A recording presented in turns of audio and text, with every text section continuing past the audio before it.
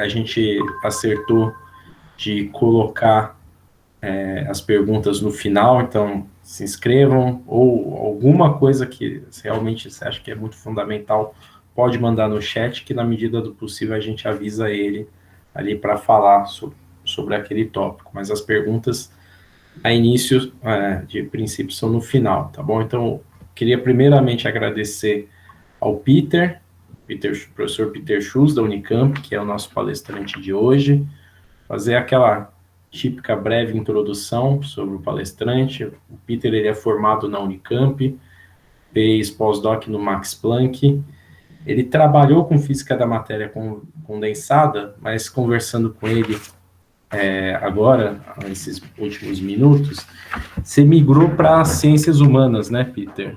Exato.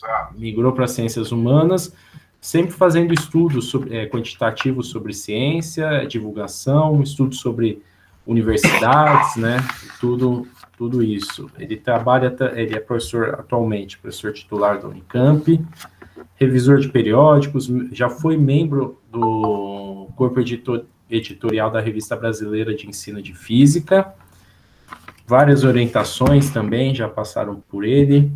Não sei, você está ligado à FAPESP, ou Peter, ou não? Não, nunca consegui pegar essa boca. Tá. Então, bom, agradecer ao Peter e deixar ele fazer a apresentação. Obrigado, Peter. Bom, obrigado, Vinícius, aí pelo convite. Eu soube que o Tiago é que fez a sugestão. Obrigado, Tiago. Então, é sempre um prazer falar sobre... Quer dizer, é um prazer aceitar convite e depois, claro que preparar uma palestra que nem deadline de conferência. Você deixa para o último dia para juntar os slides, né? Mas eu consegui fazer isso com uma certa antecedência, e aqui eu vou compartilhar a apresentação, que se modificou razoavelmente entre o título que eu passei, já faz um tempo, o resumo que eu passei não faz tanto tempo, e o resultado final eu espero que vocês curtam. Vamos lá. Está aqui. Compartilhar. E o que eu gostaria de falar hoje e continua sendo... Cadê o meu mouse aqui para eu... está aqui. Vou ocultar aqui uma mensagem. Que é um panorama da física no Brasil. Um pouquinho de história e o panorama da física no Brasil comparado um pouco com o panorama no mundo, e sobre alguns desafios, né, focado na nossa comunidade e na pesquisa que ela é feita. E aí eu coloco uma imagem assim, dos primórdios da física no Brasil, que é o laboratório do Departamento de Física na Faculdade de Filosofia, Ciências e Letras, em 1934. Vocês que ainda estão remotos e com saudades do laboratório, esse era um laboratório como era de física há 80 anos. Mas eu vou voltar um pouco mais, porque é uma história pouco conhecida, que é os primórdios da física e das outras ciências no século XIX. E aí,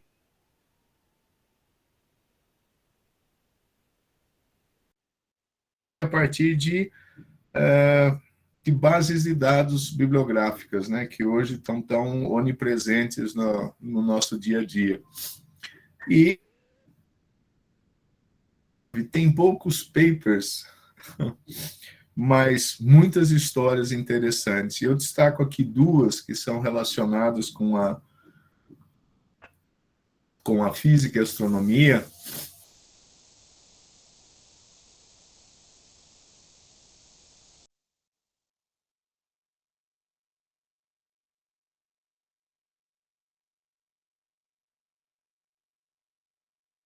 aqui uma capa de uma edição da revista do Observatório Nacional, e que foi editada por dois, primeiro por um e depois outro, astrônomos que vieram da França e da Bélgica, o Emmanuel Liais e o Luiz Cruz. E é uma coisa que eu não sabia, mas o movimento de publicação científica no século XIX, por revistas criadas aqui, era muito interessante. São várias as revistas científicas criadas no final do século XIX, aqui no Brasil. A revista do Observatório é uma delas. E o mais curioso é esse artigo aqui, que tem a primeira página, de um tal de Heinrich Burckhardt-Jetzler, que apareceu no Annalen der Physik, e é uma observação sobre o crepúsculo no Brasil. E eu não encontrei nada sobre esse Heinrich Jetzler em nenhum outro sítio, a não ser na Scopus e também no Annalen der Physik, onde está o seu artigo. Eu vi depois, numa página de Joinville, que ele teria sido um professor de matemática que imigrou para o Brasil em meados do século passado. E publicava seus artigos na Annalen der Physik, observando aspectos geométricos da natureza no Brasil. Isso é pitoresco, mas a história continua no início do século XX, onde na área de física começam a surgir brasileiros, que nem a imagem do Manuel Amoroso Costa, né, que escreveu um livro sobre relatividade geral ainda nos anos 20, é um dos membros fundadores da Academia Brasileira de Ciência, junto com vários estrangeiros que vieram no século XIX e que estão naquela história que eu consegui destrinchar a partir da base Scopus, que recua até o início do século XVIII.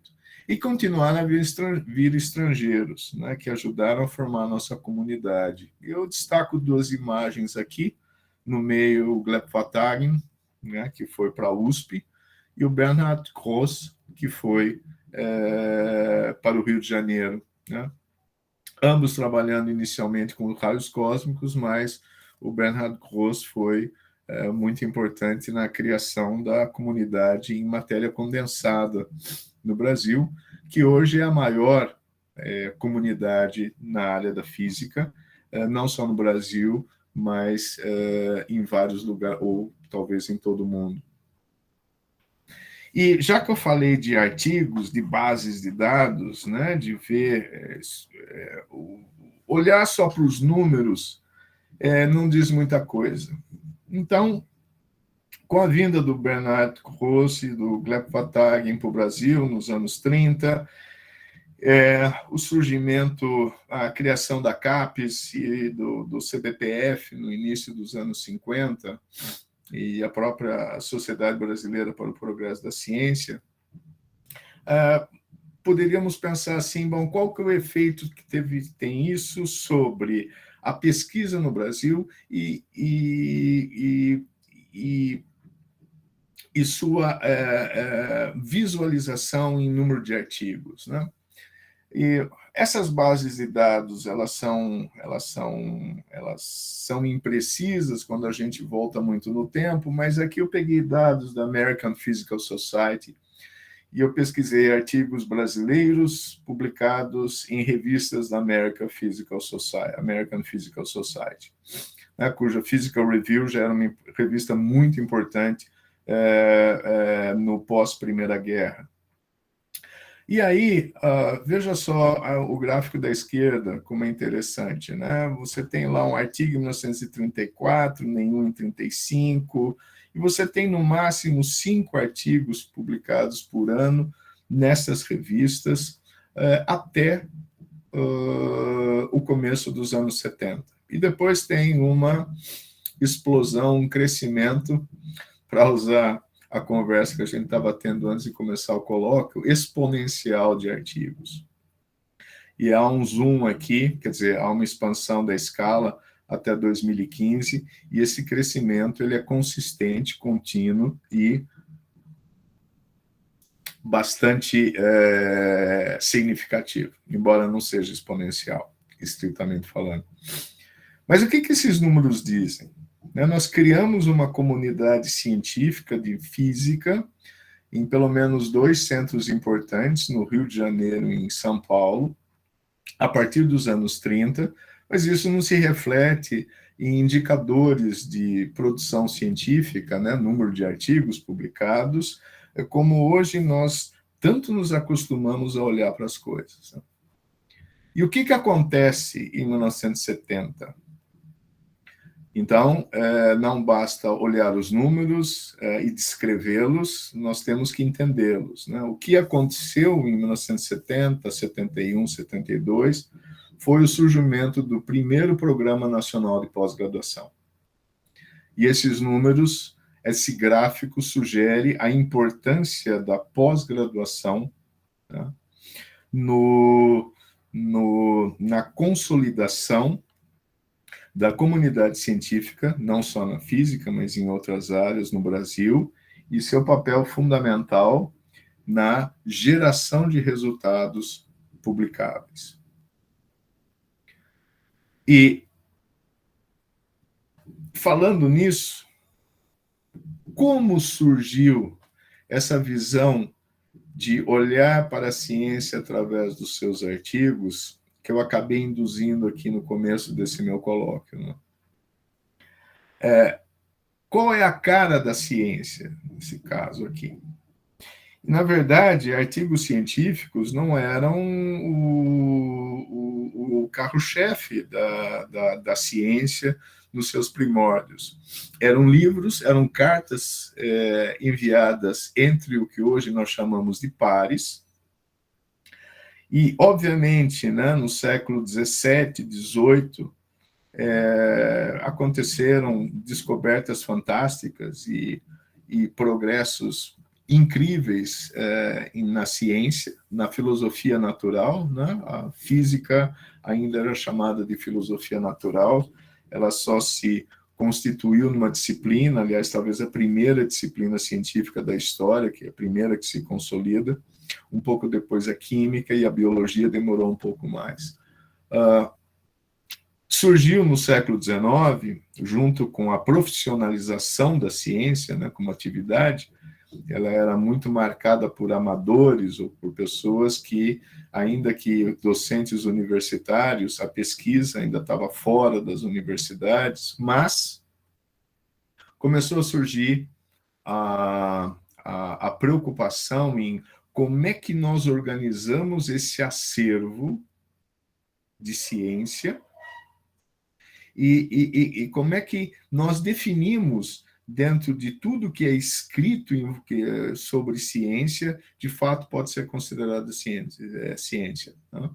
E aí que se definiu a forma do artigo científico, e o artigo científico como portador legítimo da ciência, publicado em um conjunto de revistas, de periódicos que teriam que atender a certos critérios.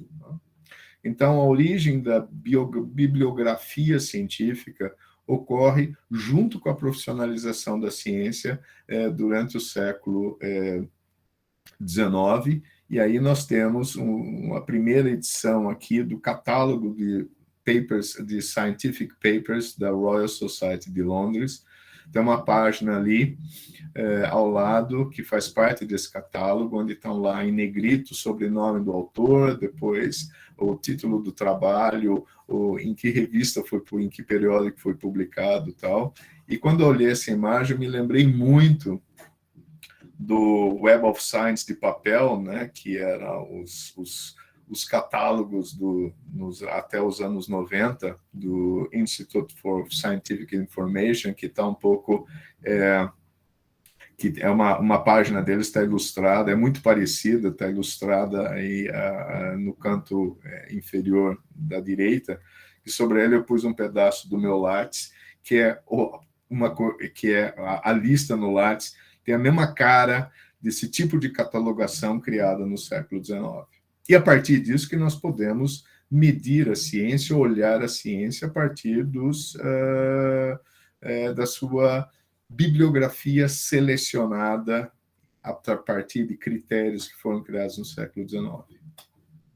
Agora, deixando essa história um pouco e olhando para essas bases de dados de hoje, uma pergunta que se pode fazer é, afinal, o que é física? E o que e como é feito em física? E onde se faz física? E, principalmente, o que tudo isso nos diz?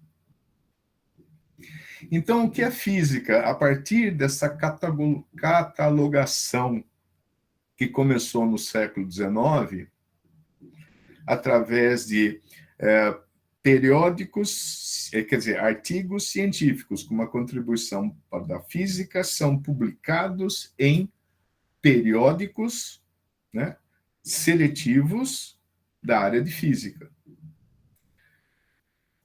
E isto também não é muito claramente definido. Quando nós observamos, por exemplo, as categorias do Web of Science, do que é considerado physics, nós temos ali as sub-áreas aos quais nós estamos acostumados a olhar, que é a física aplicada, a física atômica e molecular, física da matéria condensada, fluidos e plasmas, física matemática, assim por diante. São 8 categorias. Já na Scopus, usa uma categorização muito diferente. Ok, você tem 11 áreas ali, você tem ali física da matéria condensada, você tem física atômica e molecular, que inclui óptica. Então, óptica está junto com física atômica e molecular na Scopus, e óptica não está em física na Web of Science, é uma categoria completamente separada. E algo mais temático, como acústica e ultrassônica, instrumentação, que também está em física na Scopus, mas está em engenharia mecânica na Web of Science. E o interessante é que o Web of Science separa as categorias física e astronomia, e a Scopus junta física e astronomia, como nós podemos ver isso. Então, como é que eu vou olhar para a física a partir das bases de dados? Pensando um pouco sobre o conjunto de revistas indexadas nessas bases que interessam a comunidade física. Então, se nós pegarmos as ciências naturais, a base da Web of Science e Scopus são muito parecidas. A Scopus ela é mais ampla, mas isso quando vai para as ciências humanas e sociais. Em ciências naturais, elas são muito parecidas. Só que o que é considerado física na Scopus é um conjunto bem mais amplo do que é considerado física pela Web of Science. Embora as revistas, revista X, que publica artigos de física, ou de alguém de um departamento de física em algum lugar do mundo, é incluído na Scopus como física, mas não necessariamente na Web of Science, né? Como eu falei, por exemplo, dos casos de instrumentação e óptica. E claro que há uma sobreposição importante de revistas que são física tanto na Scopus quanto na Web of Science. Então é difícil olhar realmente para a atividade, para a dinâmica da área, apenas por esses números aqui.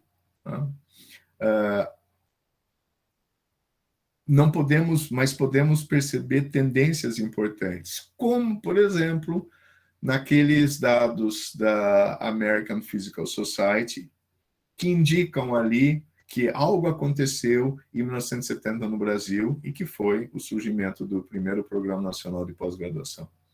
Eu aqui optei para apresentar dados da Scopus, porque eles têm uma ferramenta muito interessante para olhar esses números, organizar esses números, que é a plataforma SciVol.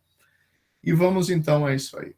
O panorama mundial da produção em física e astronomia segundo a base Scopus. Então, se a gente olhar para o gráfico da esquerda, né, nós temos a produção científica em número de documentos indexados ano a ano, de 96 até 2020.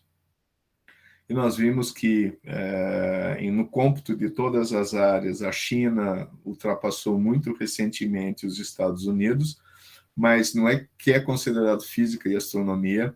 A China ultrapassou uma produção dos Estados Unidos, que, aliás, aparece ali como que, digamos, estagnada a partir do começo do século, estagnada em número de artigos publicados, e a China tem um crescimento que, hoje, a produção dela é o dobro do, até então, líder, até no século passado, de longe, os Estados Unidos. E um conjunto de outros países ali, que estão bem abaixo, mas que são os tradicionais produtores de física, né? Japão, Índia, Itália, França, Alemanha, Reino Unido, inclui aí também a Federação Russa, que apresenta um crescimento acentuado nos últimos anos, e a Índia, que sempre foi uma produtora de papers. Eu não estou falando isso de um modo pejorativo, é porque o que nós estamos vendo aqui é a produção de papers. E aí, no da direita, eu coloco lá o gráfico marrom, que é a Coreia do Sul, que é o último lá daquele outro, né? Então, uma outra escala. Nós temos aí um crescimento contínuo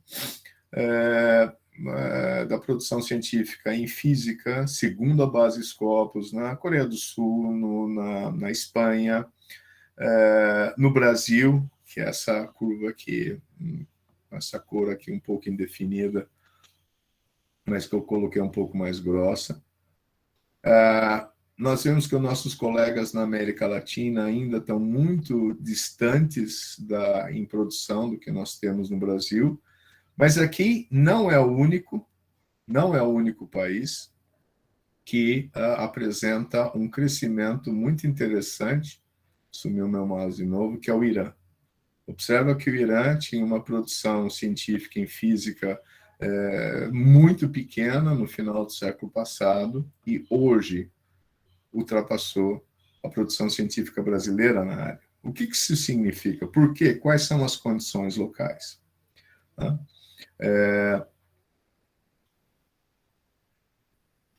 E Singapura é um outro exemplo aqui importante. Estou me perdendo com esse mouse. Embora o crescimento dela, da produção científica, ela é pequena, aliás, assim, quase que sem crescimento, embora houvesse um crescimento importante entre o final do século passado e o começo desse, mas Singapura apresenta um outro elemento interessante que nós vamos ver daqui a pouquinho. Então, atenção, números absolutos são difíceis, por causa de todas as dificuldades de indexação. Cientistas podem migrar para revistas indexadas em outras áreas disciplinares. O pesquisador ele busca o público adequado para a sua publicação, e as bases de dados não necessariamente capturam essas migrações rapidamente. Temos problemas de endereço nas bases de dados, então é muito difícil, você consegue achar a produção ou os números ligados ao endereço Universidade Federal Fluminense, mas não consegue separar nos departamentos para ver o que está acontecendo. Então, por isso eu já mencionei, eu coloco aqui em destaque, por isso é mais importante olhar para as tendências e considerar barras de erro nisso. Tendência importante. Países inexpressivos em produção científica até poucos anos atrás cresceram enormemente, como é o caso do Irã. Mas não só. A mesma coisa aconteceu com a Turquia, acontece com a Turquia, com a Arábia Saudita e outros países. E o que significa isso? Por que isso acontece? Nós temos que ir mais a fundo para ver como eles conseguem isso, em que condições, em que áreas, e o que significa isso de fato para o acervo de conhecimento científico no mundo. Então, vamos lá, outro indicador importante, comparando aqui o Brasil com outros países, que é uma medida de impacto ponderado por área, tá? Por área do conhecimento, porque as práticas de citação elas variam de área para área, né? Cita-se muito mais em biologia, por exemplo, do que em física, embora dentro das sub-áreas da física as práticas de citação também são diferentes, então a Scopus, essa SciVal, tem uma ferramenta de medir esse impacto de uma maneira ponderada, por ano de publicação e por área. E aqui, 1 significa a média mundial esperada. E aqui é uma evolução também de 96 para 2020. E nós vimos que essa curva preta aqui, mais grossa, é o Brasil, que estava aqui a cerca de 0,8 impacto ponderado no final do século passado, que significa 20% abaixo da média mundial. Ela foi crescendo com pequenas oscilações e hoje está em torno da média mundial. Por outro lado, não dá para entender só olhando para os números, tem que ir a fundo. O impacto iraniano é surpreendentemente alto e crescente nos últimos anos. O que significa isso? A mesma coisa com Singapura. Singapura não publica tanto, mas o impacto de suas publicações cresceu muito e tem se estabilizado em cerca de 60% acima da média mundial. Mas tem outros casos aqui que temos que chamar atenção. O caso do Chile, por exemplo, que sempre teve um impacto superior à média mundial e também está aqui em torno de 60% a 40% das publicações envolvendo pesquisadores com endereço no Chile, com um impacto de 40% a 60% maior do que a média mundial. E o caso mais curioso é o da Colômbia, né? Com fortes oscilações. Em 2012, chegou a ter as publicações ali um impacto que era 120% e 140% acima da média mundial. O que significa isso? Também não podemos olhar esse número assim. Este retrato aqui condiz a qual realidade? Se nós nos limitarmos aqui ao Brasil, né, e comparando a física e a astronomia à média de todas as áreas, o impacto também da produção científica em física e astronomia no Brasil é sistematicamente maior do que a média brasileira. Mas vamos lá, vamos tentar entender esses números aqui. Primeira coisa que dá para fazer a partir das bases de dados com novas pistas: a importância de se olhar a distribuição da produção por área.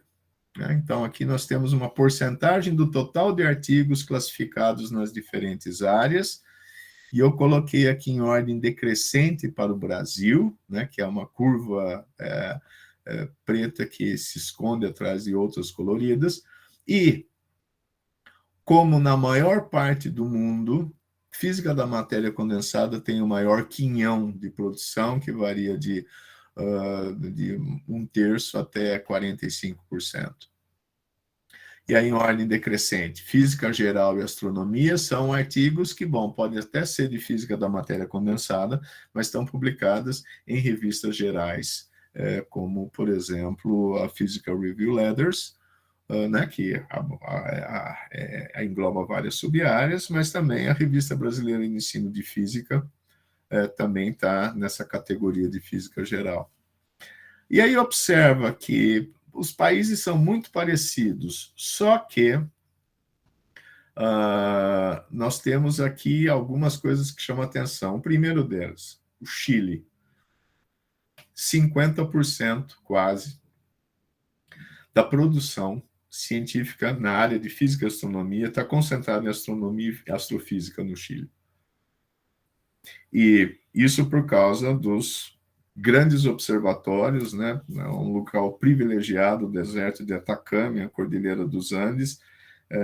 Você tem lá um grande observatório europeu, você tem uma comunidade muito grande em astronomia e astrofísica, e claro que sempre surgem artigos, como por exemplo a descoberta de um exoplaneta, que chamam muita atenção e tem um impacto muito grande.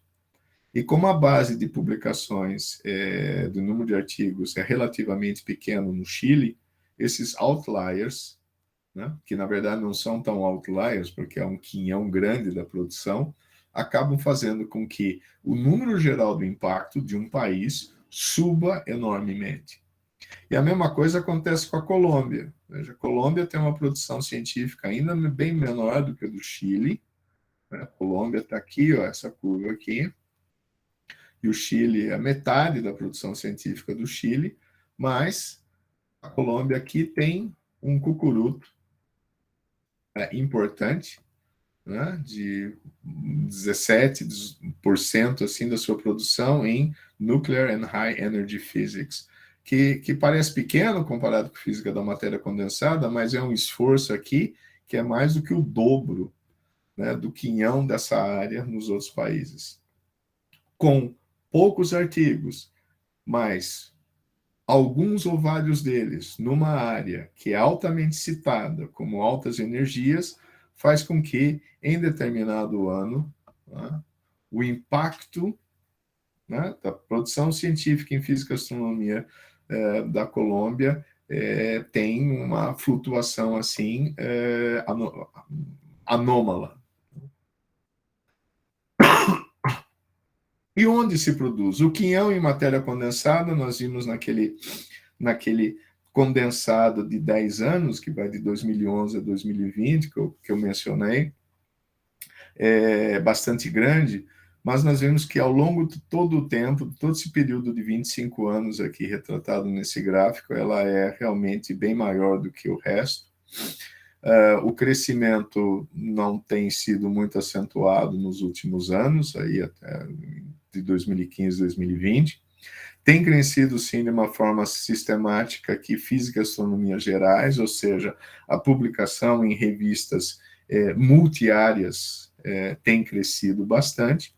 Mas o que mais me chama a atenção aqui, que eu acho que é uma coisa importante da gente explorar com cuidado, onde e que tipo de, por que é esse crescimento em publicações, essa linha preta aqui, acentuada em instrumentação.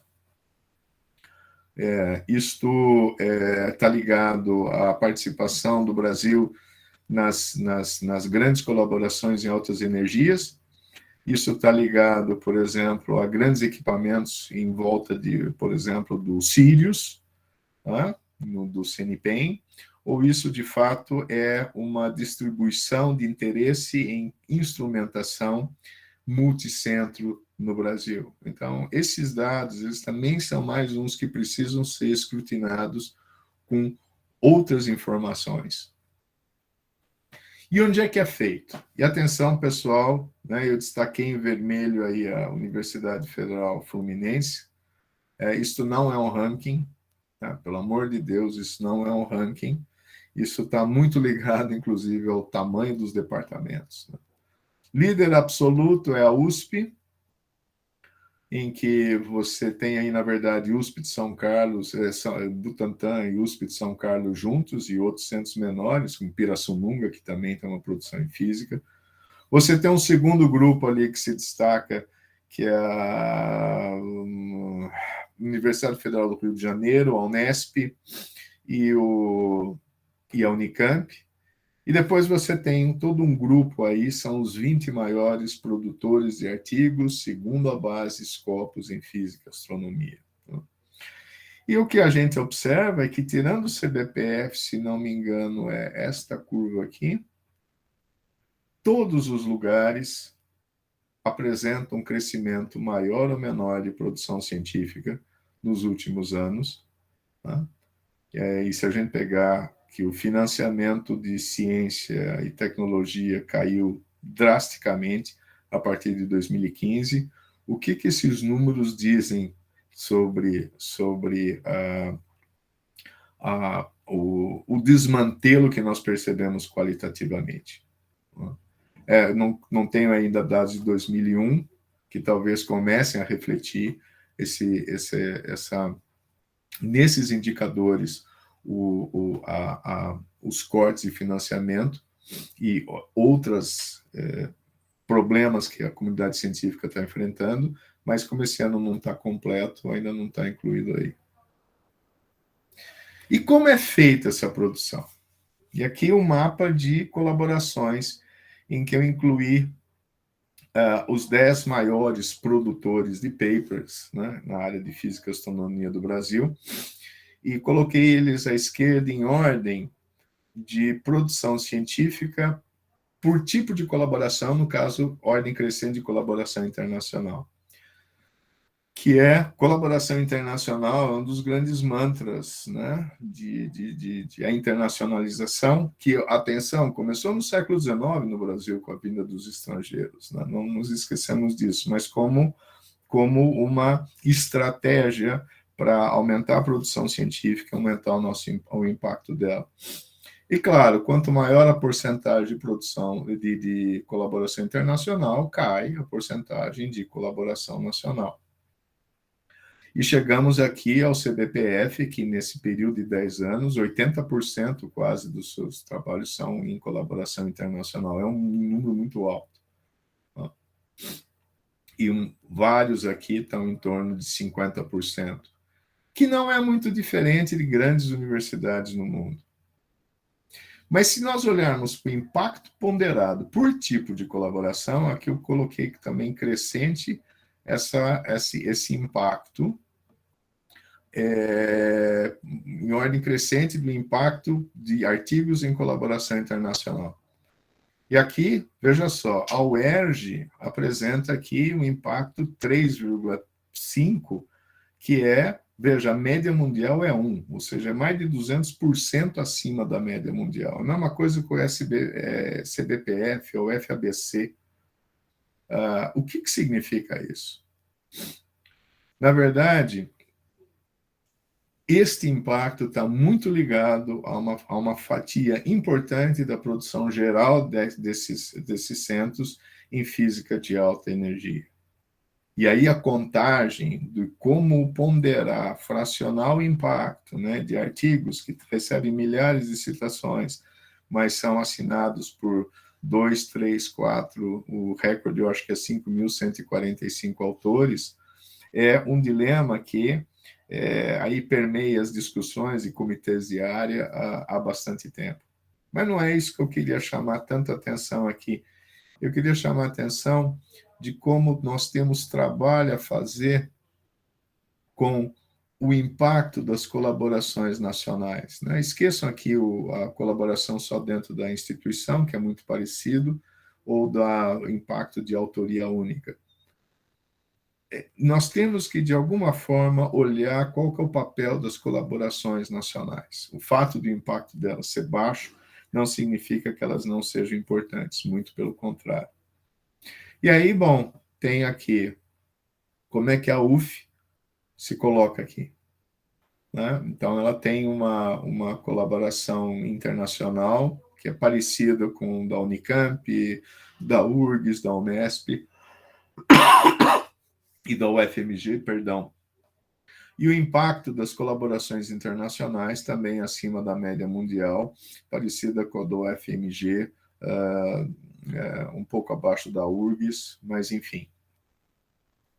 Tá? São esses os dados para a UF como um todo. Não significa do Departamento de Física, porque certamente tem artigos classificados como física feitos na UF e em outras universidades que não estão no departamento. E o perfil de publicação por área, né, com a UF aí em azul e a média brasileira em coisa, né, aquele gráfico parecido que eu já coloquei, é o mesmo perfil, né, liderança de matéria condensada, mas talvez algumas oscilações mostrem um pouco sobre como é que o departamento de física da UF, ou a física na UF, de um modo geral, foi construído. Nós vemos aqui que há uma porcentagem significativamente maior em física estatística e não linear na UF em comparação com a média brasileira. Isso aí tem talvez a ver com a história da formação do departamento. Lembrando de alguns nomes, eu imagino que da minha época, né, da minha geração, ou um pouco mais velhos, eu imagino que esse perfil reflete, né, para uma universidade como é que aquela área foi construída que é diferente de lugar para lugar. Né?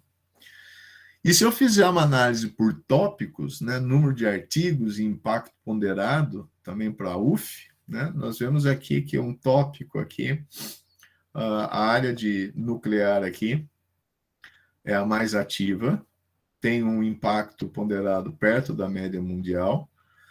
Ótica quântica tem um impacto 38% acima da média mundial, e é significativo isso. A mesma forma, grafeno e correlatos, mas o grande destaque está em astronomia aqui, né? Galáxias, estrelas e planetas, com esse impacto aí de 3,39, quando a média mundial é 1, e que está dentro do comentário que eu já fiz sobre física e astronomia, no caso chileno e tal.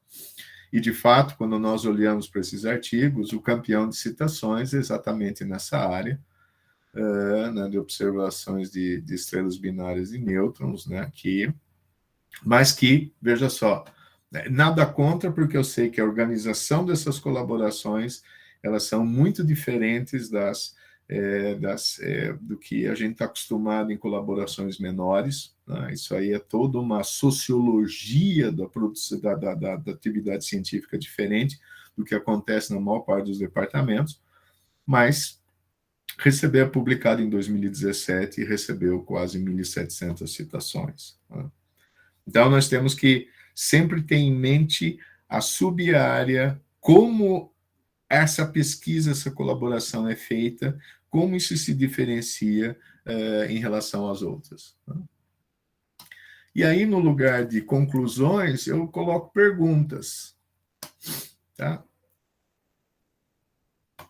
E alguns exemplos, né? Esqueci. Em relação aos números do Brasil, qual o impacto dos pós-doutores? Que é algo que eu tenho uma sessão naquele relatório que eu fiz sobre os números da física no Brasil em 2020. O ambiente de pesquisa no Brasil é completamente diferente, notadamente em física, mas isso também vai para outras ciências exatas e naturais. O ambiente de pesquisa nos departamentos no Brasil, ele é completamente diferente de outros países com uma produção científica importante, maior e de alto impacto. Nós não temos pós-doutores. E o papel dos pós-doutores, em que pese o problema da precarização do trabalho deles, que é um tema assim, que é pouco discutido também nos lugares onde o número deles é grande, mas isso é uma outra história. Mas o fato é da existência de pós-doutores num departamento, ele é muito importante para a formação dos estudantes de pós-graduação e de toda a dinâmica de produção científica. E a outra pergunta é, afinal, o que fazem os físicos? É só física? E onde é que a física é feita na Universidade Federal Fluminense? Isso é uma pergunta que eu deixo para vocês. E por que essa pergunta? Porque eu não conheço a UF, em que pese ter vários amigos aí, né? Aliás, o primeiro evento científico que eu fui foi na UF, ainda no campus antigo, em 1984. E foi onde, pela primeira vez, eu comi manga. Então, para mim, é uma memória afetiva. Mas por que a pergunta? Porque, bom, eu conheço bem a física na Unicamp. E aí, eu tenho essa produção de 2010 para 2019, aqui os dados. Atenção! A curva azul é a produção científica coletada de uma maneira muito minuciosa pela biblioteca do Instituto de Física. E ela é muito parecida com o que eu consigo capturar pela Web of Science, colocando todas as combinações de números de dados ali. IFGW, INST-FIS, Instituto de Física, Instituto de Gleb-Vartagen e assim por diante. Então, eu consegui números muito parecidos com o que a biblioteca do Instituto de Física, que é um levantamento mais preciso, conseguiu. Mas, enfim, Tem crescido, isso é física, segundo o Web of Science, que é diferente, é menos do que a física, segundo a Scopus. Mas o que eu acho interessante é olhar aqui essa curva cinza, que é, na verdade, veja como ela cresce nos últimos 5 anos, que é o total que o IFGW publica, mas que não é física. E não é física, e muitas vezes não é nem ótica, nem instrumentação, que áreas que eu somo tal. São em coisas muito diferentes. Engenharia de alimentos, evolução, biologia de um modo geral, que mostra, por exemplo, como os interesses da comunidade de física podem migrar para outras áreas de conhecimento, que é uma tendência de interdisciplinaridade que se observa em vários lugares do mundo e a partir de várias áreas diferentes também.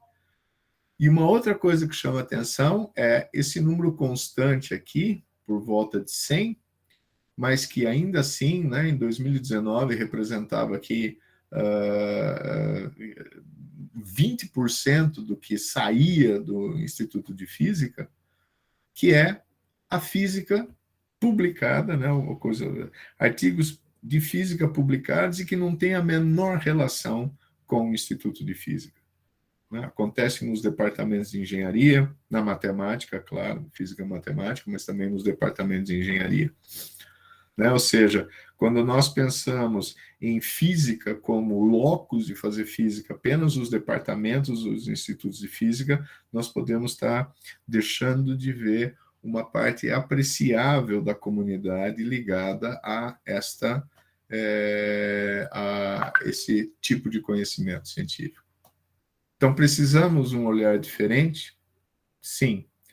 As bases de dados e os indicadores que elas fornecem apontam pistas, mas também induzem distorções no próprio uso que promovem, como, por exemplo, pegar dados de outliers de impacto e, a partir daquilo, construir políticas de ciência e tecnologia. As classificações dos artigos são construções arbitrárias, desde que elas surgiram no século XIX, que não acompanham hoje em dia a dinâmica da comunidade científica, seja pelas transições interdisciplinares, seja pela reorganização institucional.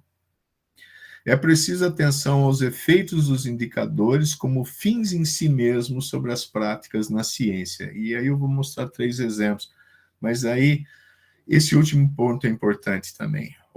Os indicadores bibliométricos são imediatistas e não traduzem a deterioração dos ambientes de pesquisa que nós estamos observando. Demora muito tempo.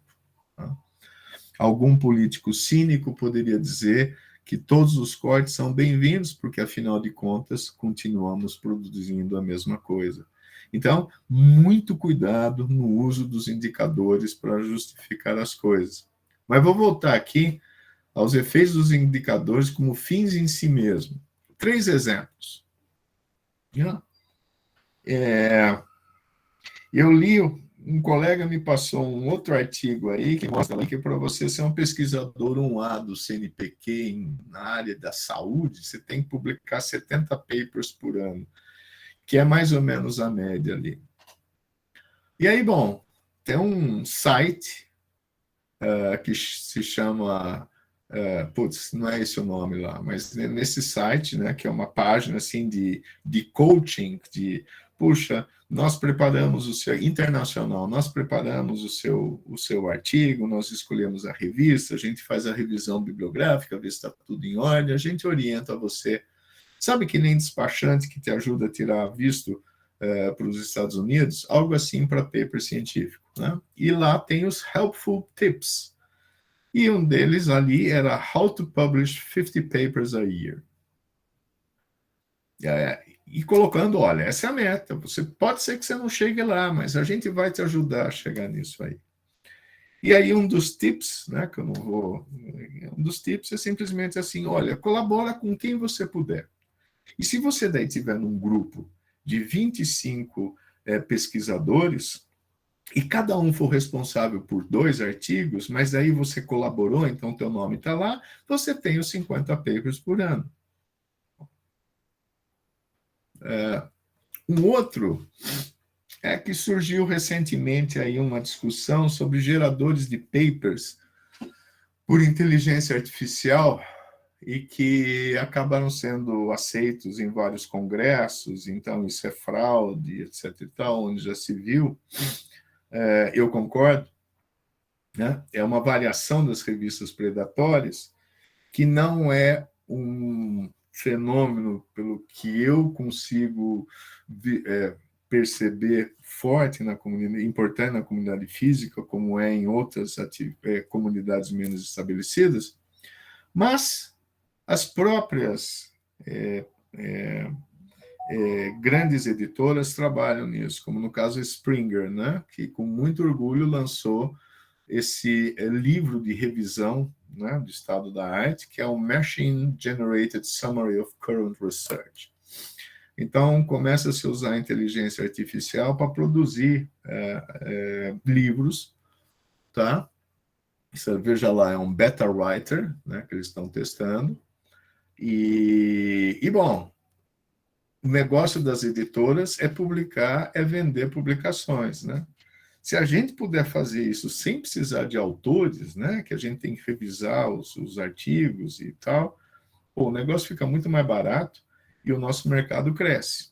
Atenção, isso aí parece Blade Runner da ciência, mas discute-se isso, e com orgulho no editorial, que na introdução, na apresentação desse livro. E os efeitos deletérios disso começam a ser estudados quantitativamente. Apareceu no PNAS de 2021 um mapeamento de citações por área e a distribuição dessas situações que sugerem fortemente, né, o The More is Better Quantity Metric Driven Nature of Today's Scientific Enterprise may ironically retard fundamental progress in the largest scientific fields. Porque você é inundado por um dilúvio, é uma inundação de artigos, e potencialmente boas ideias, contribuições interessantes, se perdem completamente nesse mar, e por segurança as pessoas só olham para aqueles que já estão bem estabelecidos. Então, a desigualdade de distribuição de citações tem crescido nas últimas décadas de uma maneira acentuada. E eu não estou mostrando aqui os dados, porque não tem nem tempo de discutir, mas é interessante o tratamento dos dados estatísticos, né? E eles sugerem que os sistemas de recompensa e promoção, especialmente nas instituições mais prestigiosas, que evitem quantidade, né? Uma maneira de você promover a ciência em si, digamos assim, é de evitar essas medidas quantitativas e valorizar coisas, números menores, e contribuições mais profundas, que possam reduzir essa inundação de papers. E aí, claro que eu me lembro de uma velha piada sobre produção científica, e que versava nos anos 80, o Tiago aqui lembrou, né, o David Mamet escreveu, né, David Mamet, não, Marin escreveu sobre isso, né, que é o cara comparando, né, na época, comparando a velocidade com que as capas, né, do 1º de janeiro de 1970 para 15 de dezembro do mesmo ano, né, como é que a distância percorrida dá uma velocidade, né, de separação. E aí a piada era que, com o aumento ano a ano do número de artigos publicados, a velocidade de separação da capa da primeira edição do ano até a contracapa da última seria, em 2020, superior à velocidade da luz. Mas ninguém deveria se preocupar, esse acúmulo de produção de artigos não violaria a teoria da relatividade, pois nenhuma informação seria transmitida. Ou seja, A percepção há 40, 50 anos atrás é de que um aumento excessivo da produção científica não necessariamente seria bom para a ciência em si, né? E nós, de alguma forma, num sistema em que valoriza esses indicadores em si, né? E não o que eles podem apresentar num escrutínio mais cuidadoso, de fato, surgem, nós estamos vivendo consequências de uma mudança de como nós encaramos o nosso próprio trabalho de produção científica, e começam a surgir resultados quantitativos sólidos mostrando quanto isso é prejudicial para a ciência. Então, gente, a gente tem que começar a pensar mais no significado do nosso trabalho do que nos indicadores, né? A gente tem que pensar mais no nosso bem-estar do que medir a nossa temperatura e falar, 36,5, então estou me sentindo bem. E é mais ou menos isso que eu queria falar. Obrigado pela atenção de vocês. Obrigado, Peter, pelo excelente colóquio. E agora a gente está aberto a perguntas. Já tem uma no chat do Daniel Jonathan. Eu não lembro que slide que era, Daniel, mas ele pergunta se essa curva obedece uma lei de potências do Zipf. Fora o Chile, eu acho que é aquela por áreas, né, Daniel? É aquela que tem a Colômbia com pico e todas elas juntas, mais ou menos. Né? Eu acho que é a distribuição por áreas, né? Rapaz, boa pergunta. Daniel, vou dar uma olhada nisso aí, Parece, né? Então, agora o Marco tem. Marco, você pode fazer a pergunta que desejar. Obrigado, Vinícius. Obrigado, Peter, pelo excelente colóquio, muito interessante. Eu acho assim, bastante sábio digamos, a mensagem final, que é assim, não olhar para a temperatura, tipo, minha temperatura é 36,5, portanto estou com saúde, mas tem que ser, é um índice que tem que ser usado com outras coisas, né? A minha pergunta é, na prática, como é que a gente resolve o problema, por exemplo, de distribuição de recursos quando a gente tem um número enorme de projetos e quantidade de recursos assim limitada, que você tem que fazer uma análise rápida? Acaba assim, se todo mundo fizesse um acordo, falar, tá bom, vamos olhar para a qualidade e tal, aí é uma coisa que me parece meio instável, porque aí um grupo começa a publicar mais e aí vai ter mais mérito, e aí todo mundo vai acabar voltando, digamos, ao mesmo ritmo, né? A questão é, será que existe alguma espécie de maneira multidimensional de usar vários índices para você conseguir realmente ter uma ideia melhor? Ou como se faz isso na prática? Minha questão é uma questão mesmo de prática de... Como é que a CAPES ou o CNPq podem resolver esse problema? Bom, digamos o seguinte, eu não tenho uma resposta para isso.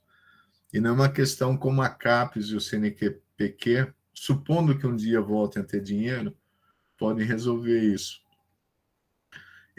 Eu não acredito numa análise multivariável, porque, embora ela possa ser útil, porque existem duas vertentes nessa discussão toda.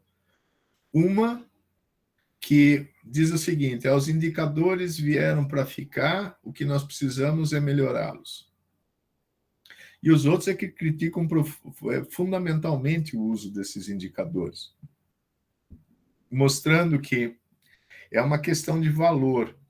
Enquanto que o valor for publicar muitos artigos e tê-los citados o máximo possível como um valor, não uma métrica, mas um valor, é muito difícil você modificar esse estado das coisas, porque ele se implantou também de uma forma muito arraigada. Para você ter uma ideia, o fator de impacto, né, das revistas, que foi uma medida criada nos anos 60 para orientar bibliotecários sobre quais revistas assinar, porque é o seguinte, ó, essa revista publicou nesse período tantos artigos e teve tantas citações. Citações aí como uma medida de interesse da revista. Não necessariamente. Uma revista pode ser extremamente lida por um grupo de pessoas que não vão necessariamente usá-la citando um artigo delas. Né? É o caso da Revista Brasileira de Ensino de Física, né, que tem um impacto enorme em downloads, mas não necessariamente citações. Muito bem, vamos lá. Então, esse fator de impacto fala, olha, entre a revista A, que tem um fator de impacto 2, que significa que ela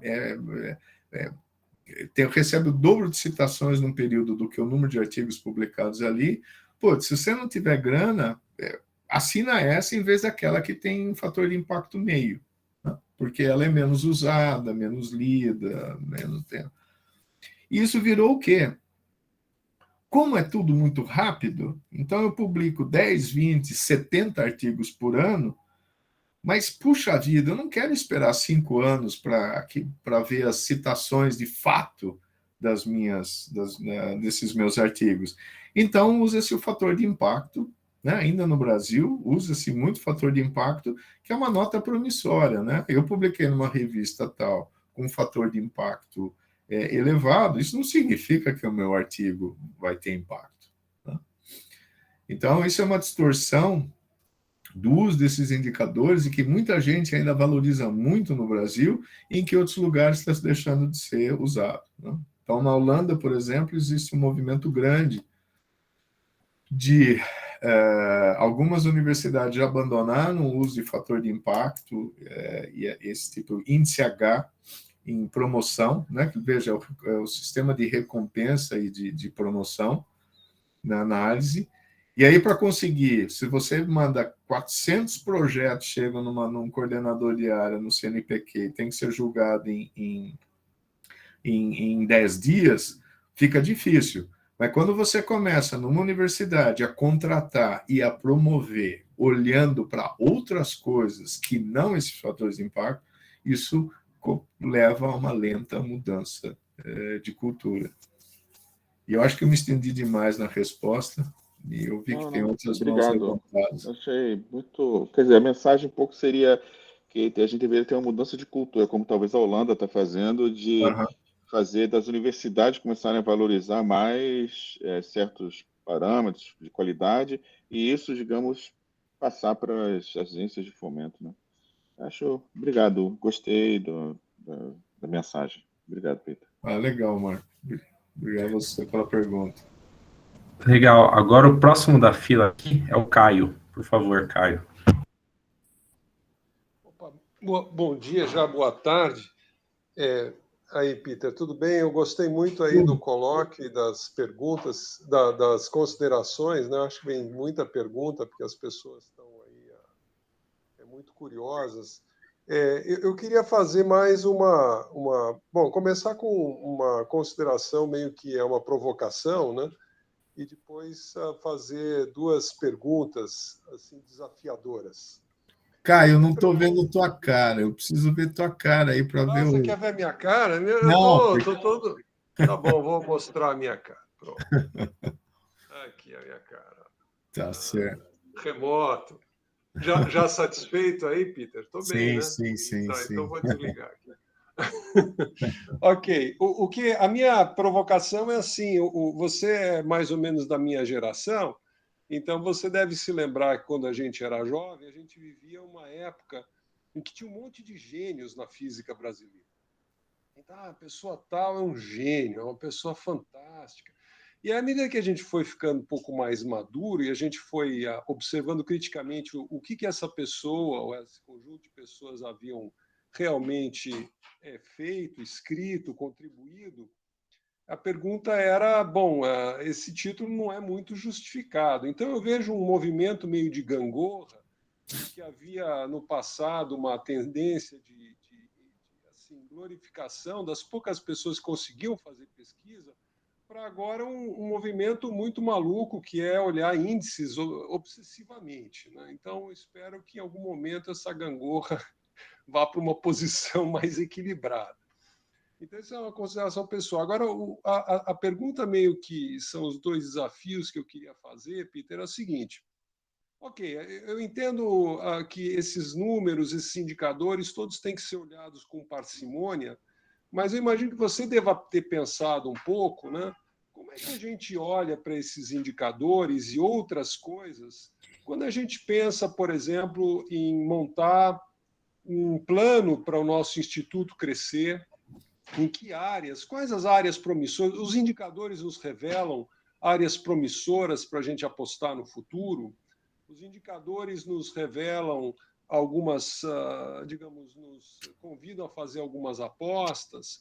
Olhar os indicadores nos dão um diagnóstico do que estamos fazendo bem ou mal, e qual é o, digamos, o portfólio de coisas que a gente tem que olhar para fazer um estudo, digamos, bom, bem feito, de qualidade, para a gente fazer um progresso nessa área. Essas são as perguntas provocativas. Resposta simples, né, Caio? Resposta simples. Caiu uns 30 segundos aí a internet aqui, mas eu peguei a essência da coisa. Não, você tem razão sobre... provavelmente vai ser um efeito gangorra, né? Porque nós estamos tão habituados a indicadores, não só em ciência e tecnologia, mas de modo geral, em tudo, né? Em que eles não vão ser abandonados assim por uma análise qualitativa anárquica e tal. Agora, esses gênios aí que você mencionou, eles, na verdade, acho que eram um resquício. Eles eram um resquício de uma... Estamos falando aí dos anos 80, do século passado, eles eram um resquício de uma institucionalização ainda incipiente no Brasil, né? Por exemplo, a dedicação exclusiva para pesquisa, né? Ensino, pesquisa e extensão na Universidade Brasileira é algo que só apareceu nos anos 60. Então, nós temos aí docentes mais antigos em que ser professor da USP, né, porque é mais antiga que a Unicamp, mas também na Unicamp era um negócio assim que era acessório, né? Eu cheguei a visitar um departamento de física, aí que eu fui dar uma palestra, isso há muitos anos até. E aí, fulano de tal é um pós-doc aqui. Não, estava fazendo um ano... Oh, meu Deus do céu. Estava lá no ano sabático. E eu falei, nossa, que legal, o que você está fazendo? Eu estou estudando relatividade geral, que eu nunca tive oportunidade na minha juventude, então tirei meu ano sabático aqui para ler um livro-texto lá de relatividade geral com calma. Então, esse tipo de gênio, de visão, eu acho que não volta mais. Não volta mais. E eu acho que esses indicadores, mas eu acho que esses indicadores, sim, eles apresentam tendências. Essa própria plataforma, não sei se é melhor, mas ela apresenta tendências, mas as tendências do que investir no futuro, eu acho que dependem também muito de olhar essas coisas. Bom, a partir de um mapa de indicadores, tem que ter um brainstorm, uma discussão mais aprofundada do que fazer com eles, né? Por exemplo, saiu um ranking na Nature de eficiência de pesquisa em 2014. E ali, o que nós deveríamos... E o Brasil era muito pouco eficiente, né? E o que nós deveríamos fazer é imitar o Chile. Mas por que imitar o Chile? Porque qual que é o ranking? É o investimento em P&D daquele país como denominador sobre o número de papers de um conjunto seleto de revistas, ao qual, naturalmente, a Nature fazia parte. E aí apareceu na imprensa como o Chile é muito mais eficiente, etc. e tal, tal, tal, tal. Mas o que aconteceu ali é o efeito astrofísica no Chile, né?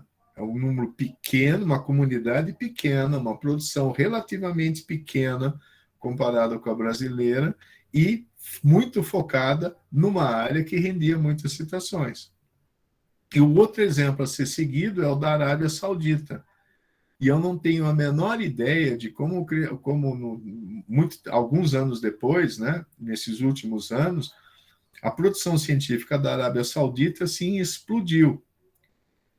Mas ele chega a quase 100% de colaborações internacionais. Então, quais são as estratégias? Por que esses números? Isso tem que ser visto com muito cuidado. Das tendências que nós percebemos pelos indicadores, qual que se adequa melhor a, sei lá, a um departamento que tem uma missão vinculada a outros princípios, a outros valores, a outros contextos sociais, históricos, enfim. Eu acho que bom, os indicadores são meu ganha-pão, então eu não quero nunca que eles sejam abolidos, porque daí eu vou ter que procurar fazer outra coisa, né? Brincadeiras à parte, é o uso não profissional dos indicadores em que as pessoas, os grupos tentam se promover, que provoca essa uma cultura que ela é prejudicial. Então, eu acho que a gente deixar de olhar para esses números nas contratações, nas promoções, é um caminho de mudança cultural, que eu já comentei com o Marco, mas também na análise de projetos. Eu recebi um projeto de pós-doc que foi recusado, e a pessoa entrou com recurso, em que a análise feita pelo meu antecessor, que não tenho a menor ideia quem é, ainda bem, claro, né? Porque é anônimo, desculpa. Em que fala, não, ele não merece porque o índice H dele está abaixo da média da instituição dele, então ele não deve fazer um sabático, não é pós-doc, é um sabático no exterior. Sem olhar o projeto com cuidado. E aí você vê nos projetos também que eu acompanho na FAPESP, tem aquele maldito organograma que diz que no mês tal do ano tal vai publicar 3 artigos como objetivo do projeto. Então, essas mudanças de cultura é que precisam ocorrer. Obrigado, tá bom? Peter. Tá bom. Legal, obrigado, Caio. O próximo da fila aqui é o Tiago. Por favor, Tiago. Oi, Peter. Oi. Bem, queria também parabenizar pela palestra, pelo colóquio. Assim, bem, eu também queria talvez fazer um comentário geral, que assim, né? Desde os anos 2000, a gente vê essas discussões e é difícil ver mudanças, né? Mas acho que, às vezes, um pouco deprimente falar disso, mas a gente não pode perder a esperança. Mas eu queria fazer uma pergunta específica no final, 2, que é assim, Singapura, né? Você comentou o caso do Chile. Eu queria saber se tem alguma explicação para Singapura, porque, por exemplo, na área de informação quântica, né, que eu tenho mais conhecimento, é claro que eles investiram muito, e principalmente em contratar pessoas conhecidas com esses joint appointments, né? Então, você pega várias pessoas de Cambridge, né, ou de centros famosos nos Estados Unidos, que são professores de Singapura também, e aquilo vai gerar uma colaboração internacional. Então, sabe explicar se esse grande impacto de Singapura se deve a essa projeto do país, né, de contratar bastante gente ali? E uma segunda pergunta eu sei que também a Nature, esses grupos inventaram alguns novos índices, além do parâmetro de impacto, para tentar, né, incorporar algumas das críticas do fator de impacto. Eu realmente não conheço muito, queria saber se você sabe dizer também se tem alguma análise sobre esses novos índices, ou se é só uma maquiagem, alguma coisa. Não, pegando essa uma última questão, não. Eu não estou sabendo quais são essas maquiagens ou esses aperfeiçoamentos do fator de impacto, né? Existem várias, né? Então, você não pega aí o índice H, você pega o índice H10, G isso, aquilo, né? Tentando... enfim, você sempre gera um indicador. Bom, enfim, aí eu vou estar falando, eu não sei, eu vou dar uma olhada, obrigado pela dica. Só lembrando que a Nature faz parte da Springer, e aí lançaram um monte de revistas que carregam a grife Nature, mas não tem às vezes, muito pouco a ver com a qualidade da Nature, né? Publicação científica é um dos maiores, um dos negócios mais rentáveis do mundo. E o acesso aberto não vai acabar com isso. O novo plano modelo de negócios deles, certamente dessas editoras, vai ser para ganhar mais dinheiro. Mas, enfim, aqui paro de falar mal da Nature. E qual foi a tua primeira pergunta? Ah, da Singapura. Bom, Singapura, vocês veem uma coisa interessante. Singapura tinha uma expressão de produção científica na última década do século passado, pequena. E ela cresceu bastante, né, sobre uma base pequena. Mas ela não continua se expandindo. Ela é muito seletiva. Mas o impacto aumentou muito. E a estratégia, né, é de colaborações, desses joint appointments, mas com construção de infraestrutura lá e com joint appointments reais, né, e não simplesmente colocar o nome no artigo, né, que é uma estratégia que algumas universidades chinesas fizeram, né, de pagar para um cara, um bambambam, para ele colocar o nome num paper deles lá, e o cara nem pôs o pé na China nenhum dia, né? Isso parece que acontece na Arábia Saudita também. Então, Singapura tem, de fato, uma estratégia de montar infraestrutura adequada para que pessoas, de fato, façam joint appointments reais e, com isso, lucram, né? Não é só na comunicação quântica, que eu acho que é o exemplo que você citou, mas também por exemplo, com grafeno, né? Que tem o Hélio de Castro Neto, né, um brasileiro que exemplo próximo nosso, aí, mais conhecido, que fez exatamente isso, né? E eu acho que isso sim é uma estratégia bacana, mas é um país pequeno, relativamente pequeno, então, relativamente não, é um país bem pequeno, então não tem a questão social e cultural, por exemplo, do Brasil, em que pesquisa, ensino superior, eles precisam se dendrificar por uma região muito ampla, né? Então, não sei se é uma estratégia que poderia ser uma estratégia se fazer em alguns centros no Brasil. De certa forma, o CNPEM, né, em Campinas, não é exatamente essa estratégia, mas é um atrator aí para investimentos e projetos conjuntos interessantes. Mas a produção científica do Brasil é enorme, então estas iniciativas não vão modificar esses índices gerais por país ou por área, né? Por isso que eles precisam ser sempre usados, sempre vistos com muita atenção. É mais ou menos assim, eu acho, uma analogia. Você entra numa biblioteca, nossa, tem 10 mil volumes, essa biblioteca é super legal, topo do ranking.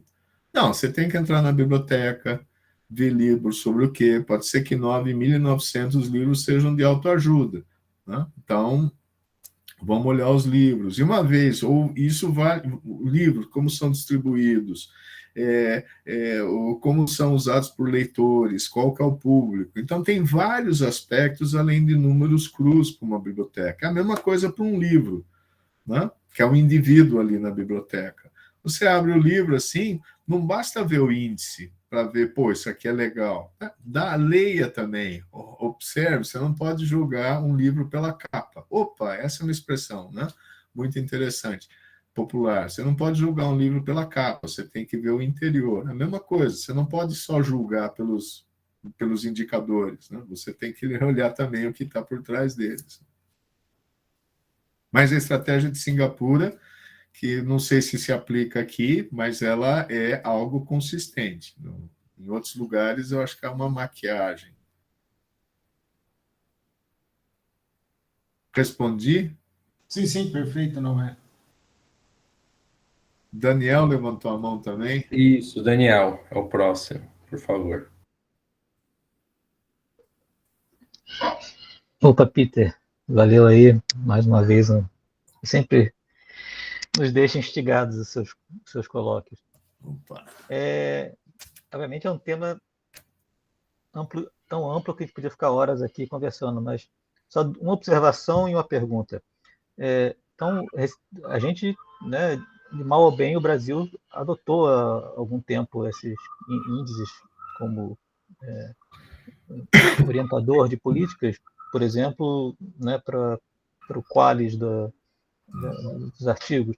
E isso acabou sendo diluído mais recentemente, né? Hoje em dia, o Qualis já meio que foi bastardizado, né? Então, a gente está indo meio na contramão disso já, mas num sentido ruim, de vale tudo. E a pergunta, na verdade, temos bons exemplos a seguir? Você citou pontualmente essa universidade na Holanda, mas alguém resolveu esse problema em algum lugar? Assim, alguém tem uma política não baseada em índices necessariamente, ou usando o índice de alguma forma que seja consistente?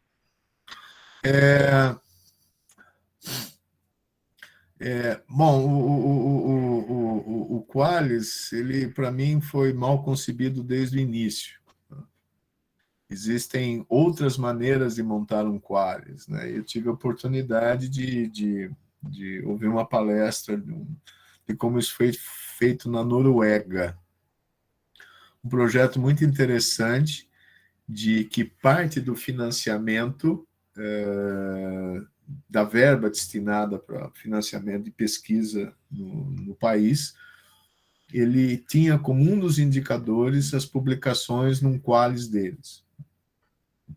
Mas os Qualis foram amplamente, o Qualis norueguês foi amplamente discutido pelas respectivas comunidades.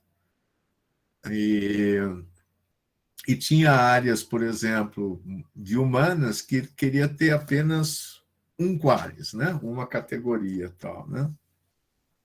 Medicina queria ter 3. E a grande maioria queria ter, não, 2 está bom.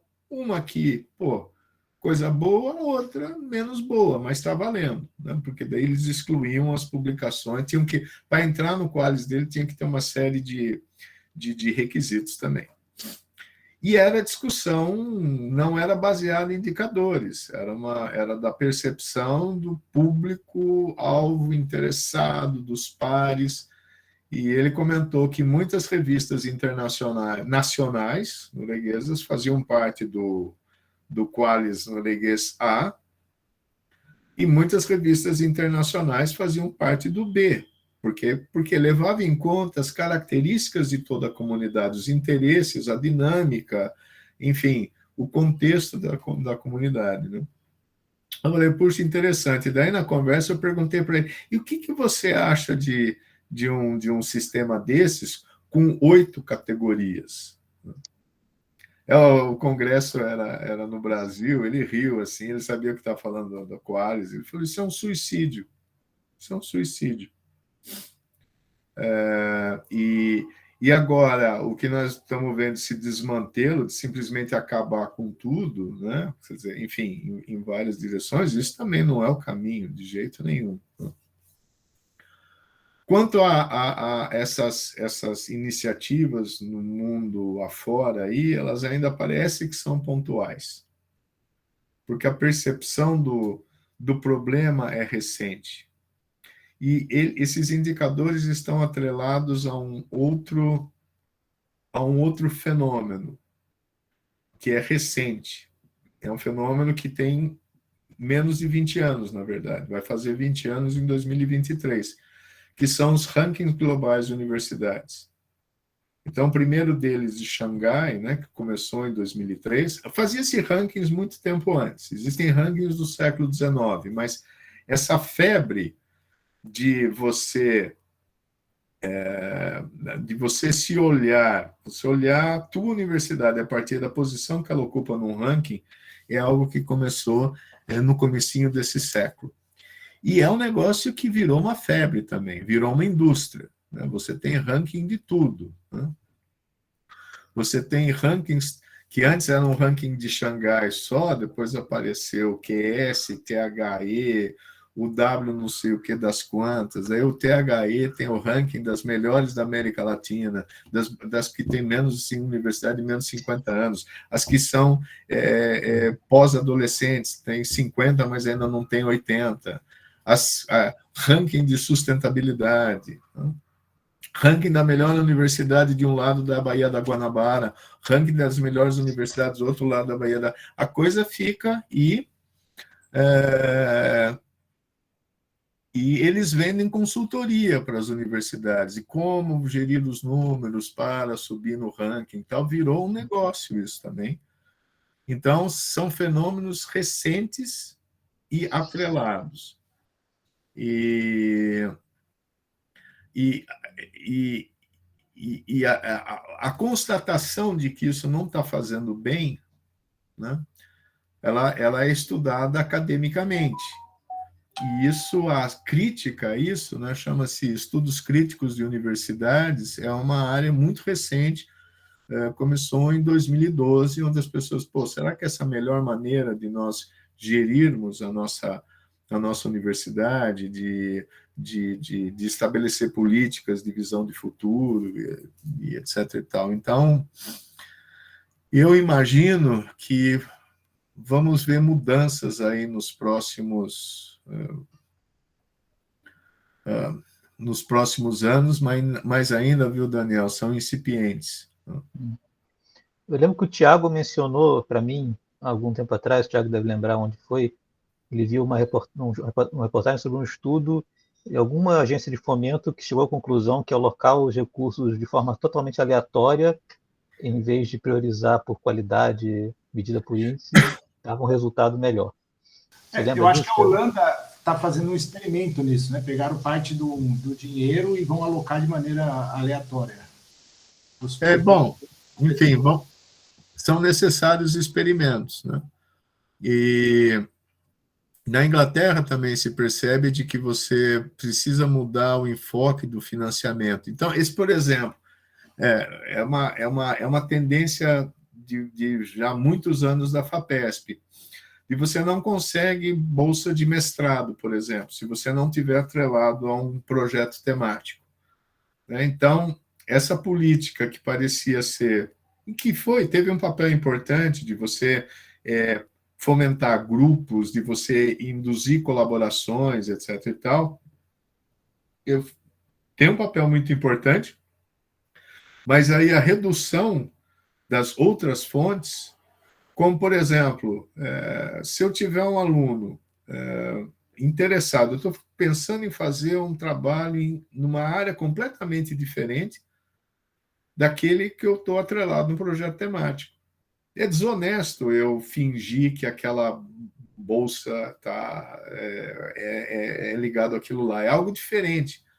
É uma tentativa nova. Então, pequenos financiamentos para coisas novas, que podem ou não dar certo, são abafados, né, por essas diretrizes fortemente também vinculadas a indicadores, tal. Ou fortemente indutoras de indicadores melhores, né? E já foi feito um levantamento, agora eu não sei, eu escrevi um artigo sobre isso aí, quer dizer, comentando um conjunto de ideias, onde se verificou no Reino Unido, eu acho, que o sucesso de pequenos projetos, desses mini financiamentos, assim, não atrelados a grandes nomes, acabavam tendo tanta qualidade e ou impacto, né, conforme a medida, dos grandes projetos. Eles eram mais eficientes nesse sentido, porque traziam coisas novas, tal. É um pouco na direção daquele estudo lá publicado no PNAS, né? Você cria um sistema onde os mesmos grandes grupos são os privilegiados e outros ficam para trás, tem pouca chance de visibilidade. Um caso curioso, eu não consegui recuperar isso porque apagaram, mas por volta de 2010, por aí, apareceu um novo editor da Physical Review B. E eu não sei por que eu não fiz um print de tela assim, porque desapareceu isso, mas eu tenho certeza que eu li, né? Em que ele se apresentando dizendo que a Physical Review B precisa subir o fator de impacto dela, e por isso eles iam privilegiar artigos nos temas que vão gerar maior número de citações, né? Isso não é exatamente a melhor maneira de você fazer uma política científica, né? Porque você aí privilegia uma meia dúzia de trabalhos que geram citações, deixando de lado talvez problemas potencialmente importantes na obscuridade, né? Enfim, é uma mudança de cultura. Vinícius, Peter, será que eu poderia fazer só um comentário agora? Não sei. Tá? Não, é interessante isso, Peter, que você falou, que me lembra um pouco estratégias universitárias que ocorreram na Europa, assim, no final do século XIX. Por exemplo, na França surgiram as grandes écoles, né, que era aquela ideia de você ter centros de excelência e que iam, digamos, produzir pessoas e ciência que se espalharia pelo país. E na Alemanha, pelo que eu entendo, teve uma política diferente de fazer uma espécie de centros menores, mas muito mais espalhados, né? E esse modelo alemão, no final de contas, foi o que foi exportado para os Estados Unidos e é muito mais certo, né? No Brasil, acho que a gente importou um pouco o modelo francês de grandes centros, né? É um pouco nessa linha de que, em vez de você dar, talvez, dinheiro para alguns grupos excepcionais, você distribuir melhor em pequenos grupos, porque nunca se, as boas ideias elas podem vir de vários lugares, né? Assim, claro, existe um viés, um prior, digamos assim, né? Mas me parece ser políticas que tem que ser impostas, quase, tem que ser um acordo, né? Assim, porque Sim, o problema desses modelos de universidade, existem vários modelos de universidade, né? Na verdade, essa ideia das grandes écoles, etc., é uma deriva do modelo napoleônico, né? Então, é no final do século XVIII, começo do século XIX, mais ou menos na mesma época em que se criou a ideia da Universidade Humboldtiana, que é o que a gente chama hoje de Universidade de Pesquisa, né? Que, na verdade, era uma ideia super interessante de trazer, que possibilitou a profissionalização da ciência dentro da universidade, juntar as sociedades científicas, onde se fazia pesquisa, com os locais onde a ciência era transmitida, ensinada, que é as universidades, né? Não se fazia muita pesquisa fora da universidade antes do começo do século XIX. E aí você tem um modelo inglês que é diferente e tal, e o modelo que acabou sendo implantado e resultado numa pós-graduação forte atrelada à pesquisa foi o modelo alemão nos Estados Unidos, no século XIX. Agora, a universidade brasileira, ela é uma mescla, né? Ela tem muito do modelo alemão, mas tem muito do modelo francês, também em função dos franceses que vieram ali nos anos 30 para cá. Mas em cada lugar elas são diferentes. Agora, deixa eu me fazer um experimento aqui. Deixa eu perguntar para o Caio, que, como ele mencionou, somos mais ou menos da mesma geração, fazer uma pergunta para o Caio. Caio, quando você era estudante de física, quais eram as melhores universidades do mundo na época? A gente achava que eram as mesmas, né? MIT, Stanford, Harvard, Princeton. Aí as inglesas vinham atrás. Tinha uma grande ignorância sobre as alemãs. E é isso aí. Exato. Ou seja, a percepção que se tinha nos anos 80 sobre quais eram as melhores universidades do mundo são exatamente as mesmas universidades que são as melhores do mundo segundo os rankings. Porque como é que os rankings foram construídos? Alguém se fez a pergunta, quais são as melhores universidades do mundo? Ah, tal. Bom, o que elas apresentam? Quais são os seus indicadores? O que elas fazem? Então, criou-se um ranking baseado no que era considerado qualitativamente uma percepção das melhores universidades do mundo. E continua inalterado esse quadro. É claro, um ranking em inglês coloca Cambridge na frente de Harvard, mas um ranking americano faz o contrário. E aí, as 2.000 universidades do mundo afora que querem entrar no ranking querem imitar uma coisa que elas nunca foram e nunca serão. E isso molda toda uma visão inclusive de planejamento estratégico de universidade. Ele não faz o menor sentido isso. Não faz o menor sentido. Bom, interessante. É quase uma self-fulfilling prophecy, né? Então, assim, é aquela exatamente, coisa... Exatamente. Elas são as melhores porque, digamos, para o orçamento dessa, tipo, sei lá, Harvard tem um endowment de bilhões de dólares. Isso já é outra classe de... É outra fase, né? É outro sistema, outra classe de universalidade, né? É outra classe de universalidade, mas também, atenção, o papel de uma universidade depende da história onde ela foi implantada, depende do contexto social, a construção da sua missão.